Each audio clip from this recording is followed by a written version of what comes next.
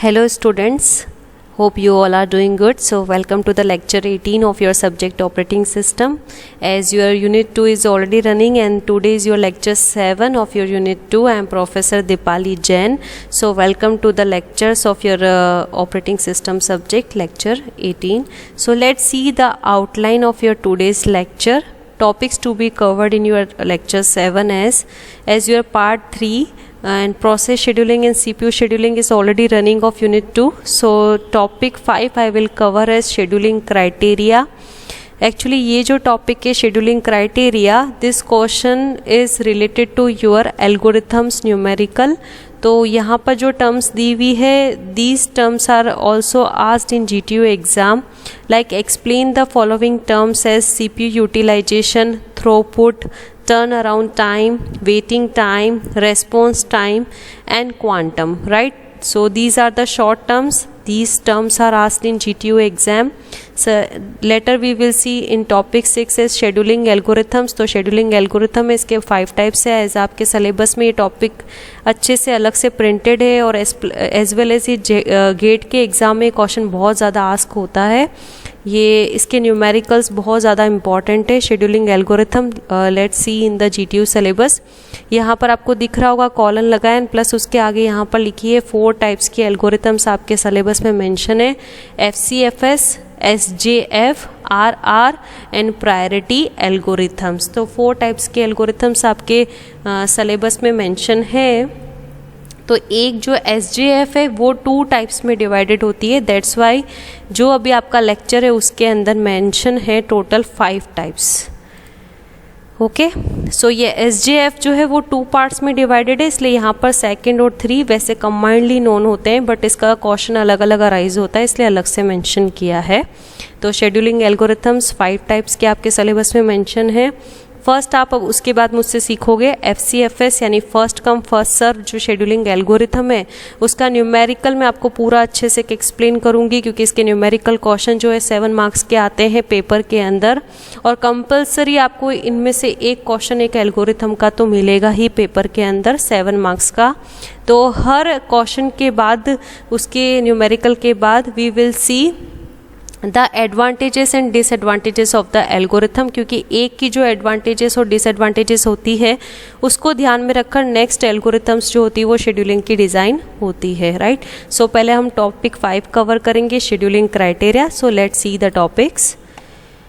Topic 5 scheduling criteria. The question will arise in your GTU exam as define the following terms as CPU utilization, throughput, turnaround time, waiting time, response time and quantum, right? So first is CPU utilization. तो आपको already पता है CPU utilization मतलब CPU कितना utilise हुआ है, कितना busy रहा है. So it is an average fraction of time during in which CPU is busy, कि आपका CPU किस एवरेज फ्रैक्शन ऑफ टाइम के अंदर बिजी रहा है. It ranges from 0 to 100%. In real system it should be between 40 to 90%, right. तो ये range इसकी 0 से 100% की होती है और रियल टाइम जो हम सिस्टम्स यूज़ करते हैं रियल सिस्टम्स तो उसके अंदर 40 to 90% के बीच में रहती है. Second term is throughput. Throughput का मीनिंग होता है डेली लाइफ में परफॉर्मेंस, राइट. थ्रूपुट का मीनिंग होता है performance. So number of processes completed पर टाइम यूनिट. जो पर टाइम यूनिट दी है उसके अंदर कितने नंबर ऑफ प्रोसेसेस कंप्लीट हो रहे हैं उससे कैलकुलेट होता है throughput. For long process this rate में बी 1 प्रोसेस पर आवर. जो लॉन्ग प्रोसेसेस हैं जिनको कंप्लीट करने में टाइम लगता है तो उसकी रेट क्या हो जाती है 1 process per hour. For short, यहाँ पे शॉर्ट आएगा. So for short it might be 10 process per second. Okay.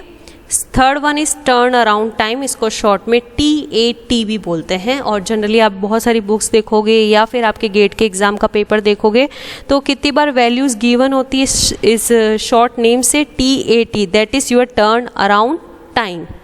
Time required to complete the execution of a process. एक प्रोसेस के एग्जीक्यूशन को कंप्लीट करने में कितना टाइम लगता है that is known as your turn around time. तो turn around time को कैलकुलेट करने का फॉर्मूला होता है TAT is equal to process completion time minus process arrival time. तो अराइवल टाइम को भी शॉर्ट में लिखते हैं AT से। तो आप जब क्वेश्चन देखोगे तो आपको शॉर्ट में ही मिलेगा TAT और AT, इसलिए यहाँ पे टर्म्स मेंशन की हुई है। और ये फॉर्मूला आपको सारी एल्गोरिथम्स के क्वेश्चन को सॉल्व करने में यूटिलाइज होगा, तो आपको ऑलरेडी लर्न हो जाएगा वहाँ पे। नेक्स्ट आता है आपका waiting time. It is a total time duration spend by process waiting in ready queue, कि आपका प्रोसेस रेडी क्यू के अंदर है और वेट कर रहा है एग्जीक्यूट होने के लिए, राइट। तो उसको कितना टाइम वहाँ पर स्पेंड करना पड़ा, राइट। तो उसको कौन सा बोलते हैं टाइम, हम वेटिंग टाइम। और वेटिंग टाइम का फॉर्मूला होता है turn around time minus actual execution time, यानी प्रोसेस जो कंप्लीट हुआ और एग्जीक्यूट हुआ उसके बीच का जो टाइम है वो होता है आपका वेटिंग टाइम। और जब आप न्यूमेरिकल सॉल्व करोगे तो ये फॉर्मूला मैं यूज़ करूँगी गैंट चार्ट की इनिशियल वैल्यू। तो गैंट चार्ट क्या होते हैं वो भी आपको भी न्यूमेरिकल में सीखने को मिलेगा। तो गैंट चार्ट की initial value minus arrival time. Next fifth term आती है response time. It is time between issuing A command और रिक्वेस्ट एंड गेटिंग आउटपुट पर रिजल्ट, आउटपुट और रिजल्ट। तो ये रेस्पॉन्स टाइम होता है, जिसकी डेफिनेशन आप ऑलरेडी मुझसे सीख भी चुके हो प्रीवियस लेक्चर्स के अंदर, राइट। तो ये जो है सारी टर्म्स वो आपको अभी ऐसा लग रहा होगा कि बहुत फ्रिक्वेंटली चल रही है, लेकिन जब आप न्यूमेरिकल्स करोगे तो ये सारी टर्म्स वहाँ पर बहुत ज़्यादा यूज़ होगी, तो आप बहुत ईजी गोइंग हो जाएगी, आपके लिए यूज टू हो जाओगे to regarding these kind of terms. Sixth आता है क्वांटम। तो जब आप मुझसे प्रायोरिटी शेड्यूलिंग के न्यूमेरिकल सॉल्व करोगे तो वहाँ पे टर्म होगी और क्वेश्चन में वैल्यू भी गिवन होगी क्वांटा की। तो quanta that is quantum in primitive scheduling each process is allowed to run for specified time duration. की जो प्रिमिटिव एल्गोरिथम होती है मतलब बीच में ही प्रोसेस आपका लीव कर सकता है, तो हम उसको पहले से एक स्पेसिफाइड टाइम ड्यूरेशन दे देते हैं कि इतने टाइम के लिए ही ये यहाँ पर स्टे करेगा, तो उसको बोलते हैं हम quantum, that is your quanta, right. So let's see the first topic 6 your scheduling algorithm. 5 types है जो आपके first come first serve scheduling, SGF shortest job first scheduling, इसको नॉन प्रिमिटिव SGF भी बोलते हैं। तो GTU में क्वेश्चन नॉन प्रिमिटिव SGF के नेम से भी आस्क्ड होता है।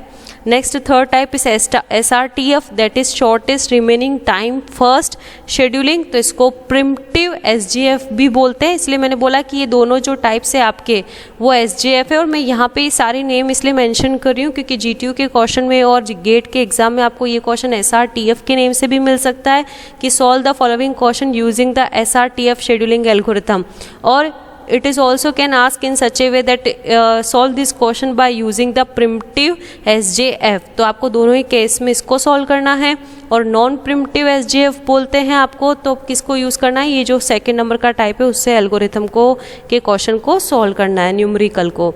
फोर्थ आता है आपका प्रायोरिटी शेड्यूलिंग, जिसमें आपको क्वांटा की वैल्यू भी मिलेगी। फिफ्थ आता है round robin scheduling, RR scheduling algorithm. तो इसके सबके में एक एक न्यूमेरिकल आपको बहुत अच्छे से एक एक जो इम्पॉर्टेंट है जो आपके क्वेश्चन में आस्क्ड है वो न्यूमेरिकल आपको समझाऊंगी, राइट। और उसके साथ साथ आपको हर एल्गोरिथम के बाद में देखने को मिलेगी उसकी एडवांटेजेस और उसकी respective disadvantages, okay. So let's see the first type of algorithm, that is your FCFS, first come first serve। first come and first serve, जो पहले आएगा उसको पहले चीज क्या हो जाएगी, सर्व हो जाएगी। पहले जो प्रोसेस आएगा उसको क्या मिल जाएगा, CPU मिल जाएगा, राइट। तो नाम से आपको ये समझ में आ रहा होगा scheduling algorithm. FCFS first come first serve scheduling algorithm. तो हर एल्गोरिथम को देखने का क्राइटेरिया, जब क्वेश्चन सॉल्व करेंगे क्राइटेरिया यहाँ पे लिखा है कि उसमें हमको क्या देखना है, अराइवल टाइम देखना है कि किस टाइम पे वो प्रोसेस अराइव हुआ है। तो क्राइटेरिया क्या हो गया सेलेक्ट करने का आंसर के लिए, अराइवल टाइम। इसका मोड, किस मोड में हम इसको सॉल्व करते हैं, नॉन प्रिमिटिव, मतलब जब तक आपका प्रोसेस है तब तक वो बीच में नहीं छोड़ सकता है, पूरा काम कंप्लीट करके ही जाएगा। तो can't leave in the middle of the execution. वैसे भी आप नॉन प्रिमिटिव का और प्रिमिटिव का मीनिंग जो है उनके बीच का डिफरेंस प्रीवियस लेक्चर में बहुत अच्छे से देख चुके हैं। So when CPU becomes free, a process from the first position in a queue is selected to run. तो इसमें जैसे ही CPU फ्री होगा, जो पहली पोजीशन पे प्रोसेस रखा हुआ होगा वो क्यू के अंदर वो क्या हो जाएगा, सेलेक्ट हो जाएगा रन होने के लिए, चाहे उसकी प्रायोरिटी लेस हो हाई हो, ये सब क्राइटेरिया नहीं देखा जाएगा इसके अंदर। इसीलिए इसका नाम है फर्स्ट कम फर्स्ट सर्व। जो आपका फर्स्ट पोजीशन पे प्रोसेस है वो सेलेक्ट हो जाएगा रन होने के लिए, right. So let's see the question. आपको जीटीयू में क्वेश्चन कैसे मिलेगा, यहाँ पे मैंने हैंड रिटन क्वेश्चन सॉल्व किया हुआ है मेरा, तो आपको अच्छे से मैं एक स्टेप से समझाऊंगी। तो क्वेश्चन कैसा गिवन होता है, आपको एक टेबल गिवन होगी जीटीयू के एग्जाम में और गेट के एग्जाम में। यहाँ लिखे होंगे प्रोसेस, तो टोटल कितने प्रोसेस गिवन है क्वेश्चन में, 5, P1, P2, P3, P4 and P5। और आपको साथ में गिवन होगा अराइवल टाइम 80 और burst time that is BT। आपको हर क्वेश्चन के अंदर ये दो वैल्यू क्या होगी, गिवन होगी। कैलकुलेट द वेटिंग टाइम, तो आपको क्वेश्चन में मेंशन है क्या कैलकुलेट करना है, waiting time, average waiting time, average turn around time and provide the Gantt chart for the same.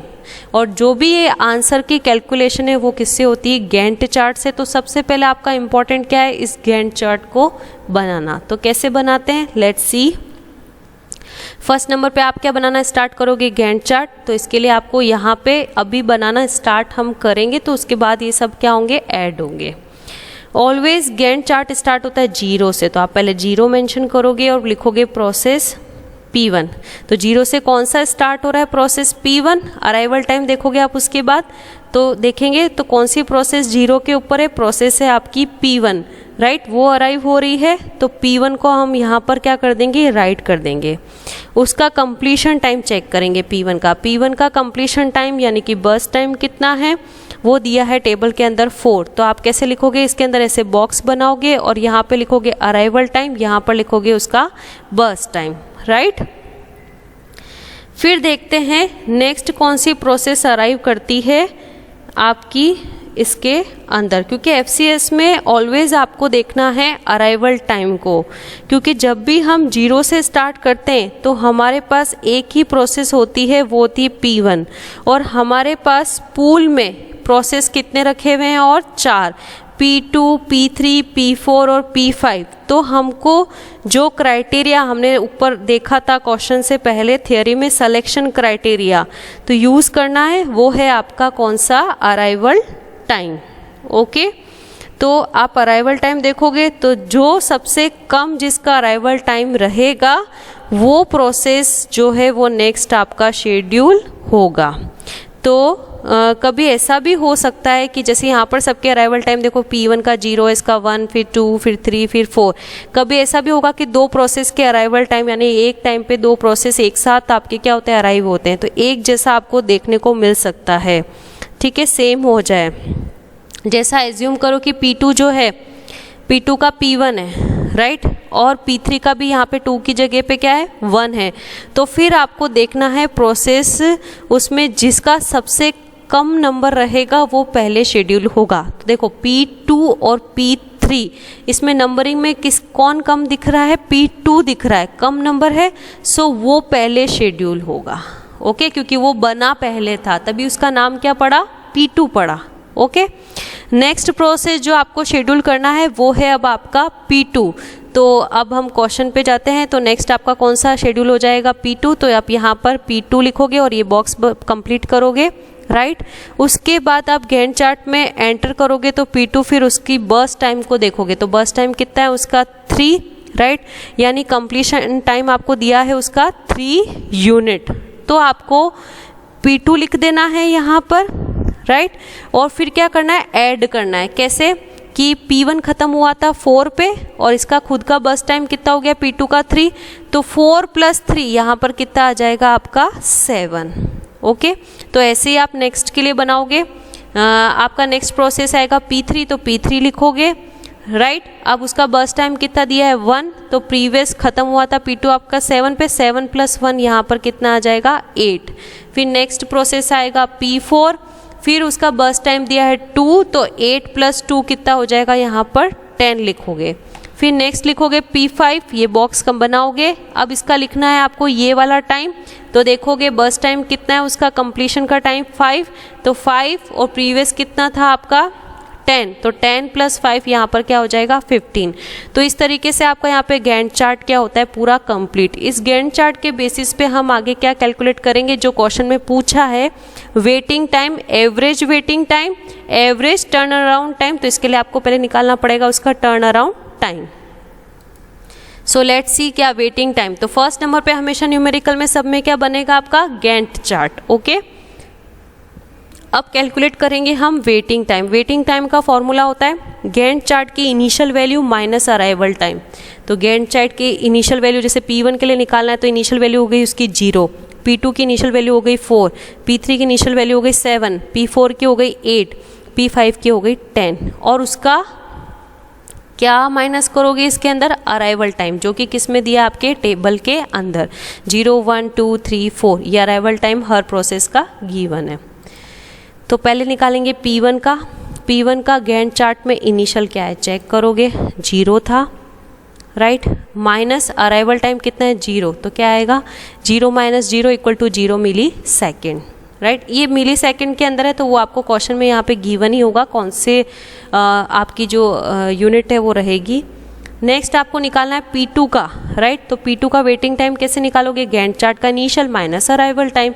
तो गैंट चार्ट का इनिशियल क्या था P2 का 4 माइनस उसका अराइवल टाइम क्या है 1, तो 4 - 1 करोगे तो कितना आएगा 3 मिली सेकेंड। ओके, अब नेक्स्ट निकालना है P3 का हमको वेटिंग टाइम। तो कैसे निकालोगे, गैंट चार्ट का इनिशियल, तो इनिशियल वैल्यू P3 का क्या है 7 और अराइवल टाइम P3 का है 2, 7 - 2 कितना बनेगा आपका 5 मिली सेकेंड। अब आप निकालोगे P4 का, तो P4 का भी सेम, गैंट चार्ट का इनिशियल 8 और माइनस अराइवल टाइम 3, तो 8 - 3 = कितना हो जाएगा आपका 5 मिली सेकेंड।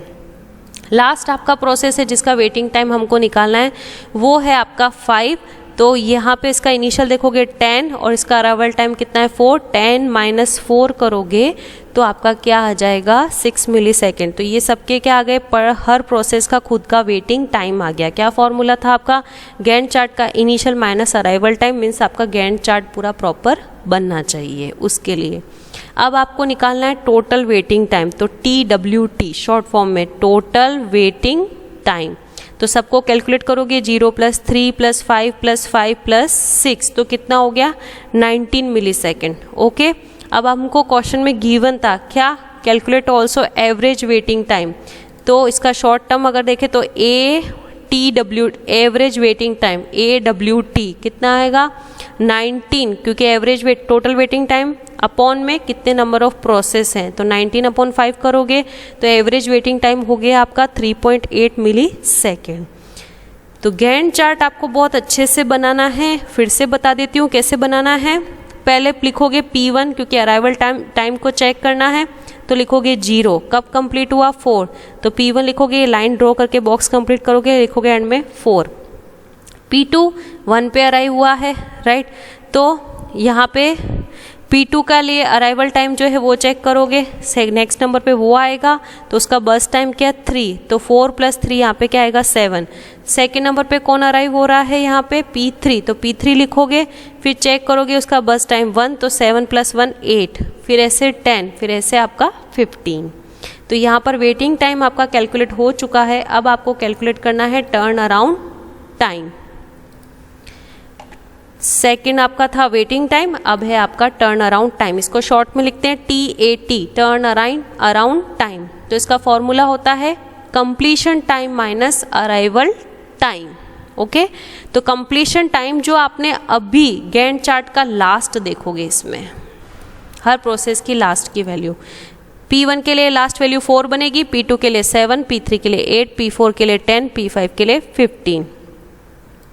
तो गैंट चार्ट का last minus arrival time, arrival time आपको क्वेश्चन में ऑलवेज टेबल के अंदर ही गिवन होगा, राइट। तो P1 के लिए निकालोगे तो उसकी लास्ट वैल्यू 4, गैंट चार्ट की लास्ट वैल्यू 4, कंप्लीट होने की 4 - 0, P2 के लिए 7 - 1, P3 के लिए 8 - 2, P4 के लिए 10 - 3 और P5 के लिए 15 - 4। ऐसे सब के लिए आप क्या निकालोगे टर्न अराउंड टाइम। ये निकलेगा आंसर 4 - 0, 7 - 1, 8 - 2, 10 - 3, 15 - 4, राइट। तो ये सब हर प्रोसेस का क्या आ गया आपका टर्न अराउंड टाइम। अब सेम क्या निकालोगे, टोटल टर्न अराउंड टाइम, तो हमको क्योंकि निकालना है average turn around time, right. तो सबको क्या करोगे कैलकुलेट, तो टोटल आएगा 34 मिली सेकेंड्स, ओके। और एवरेज के लिए टोटल नंबर ऑफ आपका जो टर्न अराउंड टाइम आया है अपॉन में नंबर ऑफ प्रोसेस, तो 34 अपॉन 5 करोगे तो 6.8 मिली सेकेंड आपका क्या हो गया एवरेज टर्न अराउंड टाइम। तो इस तरीके से आपको फर्स्ट कम फर्स्ट सर्व के न्यूमेरिकल को परफॉर्म करना है। Let's see the advantages and disadvantages of FCFS scheduling algorithm. Advantages simple and fair, बहुत सिंपल है क्योंकि जो जैसे अराइव होता है वैसे हम उसको क्यू में पुट कर देते हैं और गैंट चार्ट बना देते हैं। Easy to understand and implement, every process will get a chance to run, so starvation does not occur. Starvation का मतलब होता है हंग्रीनेस, जो मैंने आपको प्रीवियस लेक्चर में बताया था कि उसको वेट नहीं करना पड़ता है कि मेरा चांस कब आएगा, सब एग्जीक्यूट होने वाले हैं, सबको चांस मिलता है, राइट। तो इसमें स्टारवेशन अकर नहीं होता है।